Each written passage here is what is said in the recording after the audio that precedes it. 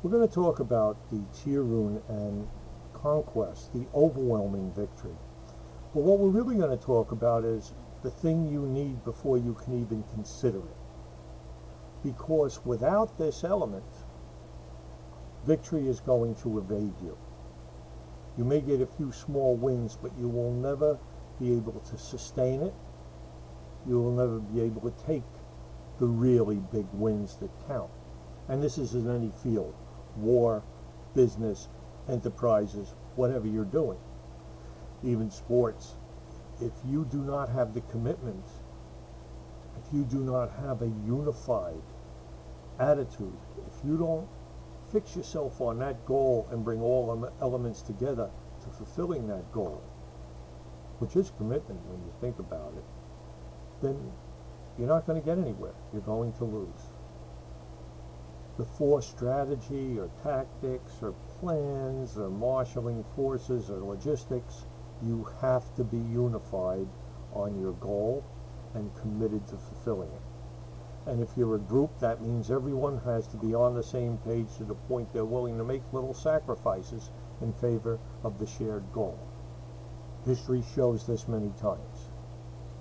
How could a nation like the Japanese spread so far in the Pacific, especially against China, which was a much larger country? Well, the Chinese weren't cohesive. The Japanese were unified and they were all together on the goal. And how did we defeat the Japanese? Because we were more unified and more devoted to the goal. We used a lot more common sense too, and we defeated them. But it took that kind of commitment. You read about the beach landings in the Pacific, and that's a lot of commitment. And what is commitment actually? Were those people involved in those beach landings or committed to it?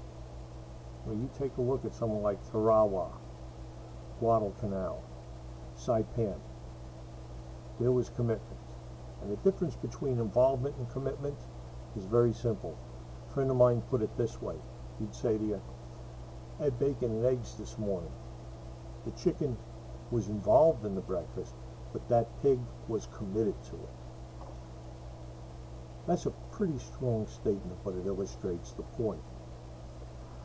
What I like to look at sometimes are, I get my lessons from people who might have done the opposite.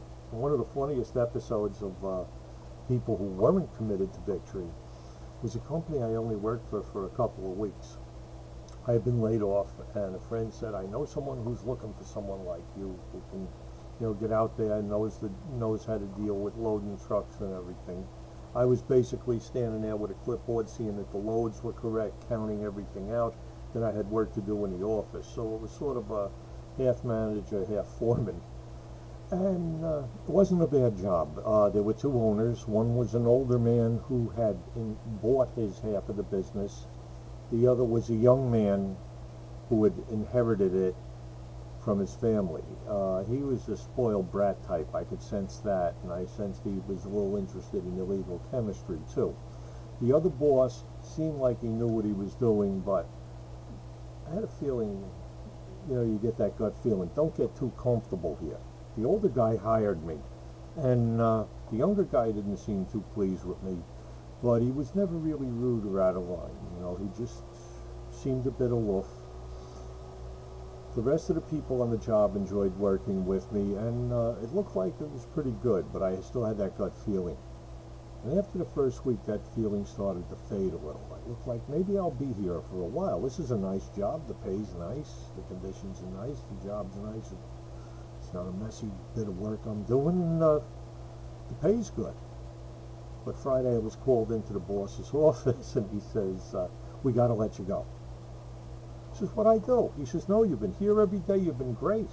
I wish I could keep you, but I have to keep peace in the company. And then he says, don't be upset. He got very patronizing. And I said, what happened? He says, well, he doesn't like you. And he gave me the excuses, and I looked and I says, he wants to give one of his friends the job. It doesn't he? He says, yeah. Okay. I got up and left. He told me to go to another outfit. He'd give a reference, but I didn't. This is bad. I kind of knew this was coming. You see, what had happened was him and this other partner fought constantly. And they fought so often and were so involved in their little squabbles that they lost sight of what the business was supposed to do, was to make profit. And neither one of them was able to put aside these little squabbles long enough to look at the greater good of having a profitable company. A few years later, the outfit was sold. I found this out from someone who told me a little of what happened after I was gone. They did replace me with his friend, and his friend robbed the place blind. But the point is that when they sold the company, the guys who bought it weren't after the company itself. They didn't like it, but they wanted the name and the business contacts. And that's got to be sad when the business you worked on, that's all they want from you. That's the only good your company is, and it's because these two guys could not put aside their differences long enough to get on the same page.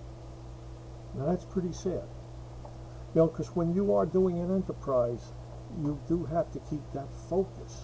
And if you have a partner, you have to be shared. If you're not both sharing that focus, you shouldn't be partners. Find someone else. And if you as an individual are doing something, you need commitment also. I'll share a little of my own experience. When I started Trollwise, I was doing it alone. And my wife, she had other work she was doing. And when I was working Trollwise, there were a lot of people wanted to come over and hang out all of a sudden. And I let it happen a couple of times, but then I didn't get my work done. So I had to tell them I can't really hang out and, gee, you're too busy for us? I says, look, this is where I'm making my living. This has to be done, then I can play. And they didn't like that. And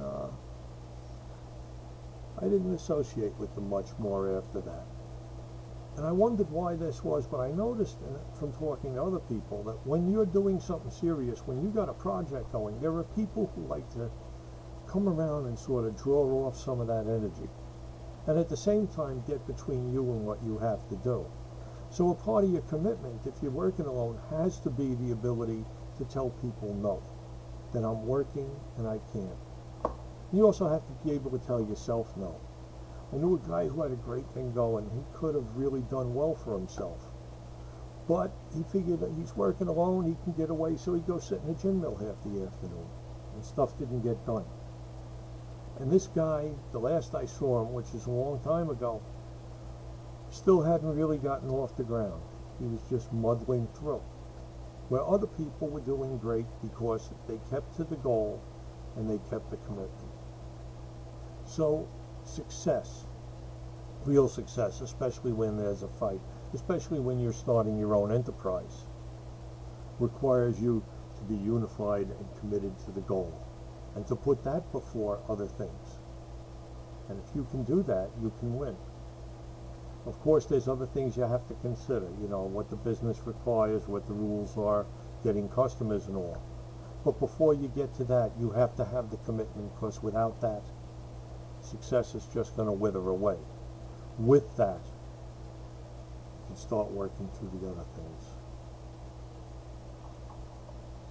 There's a song that said 1 is the loneliest number, 1 is the winningest number. One idea, one goal, one commitment, single focus to succeed, and you've got it. And this comes not just from reading military history, but this is things I have seen, people I've known who have proven this principle time and again. That those who succeed best are those who are unified on what their goal is, are committed to it, are committed enough to give it its proper priority and its proper effort. I wish you luck in your studies. This is Uncle Thor from the Trollwise Press. Have a good one.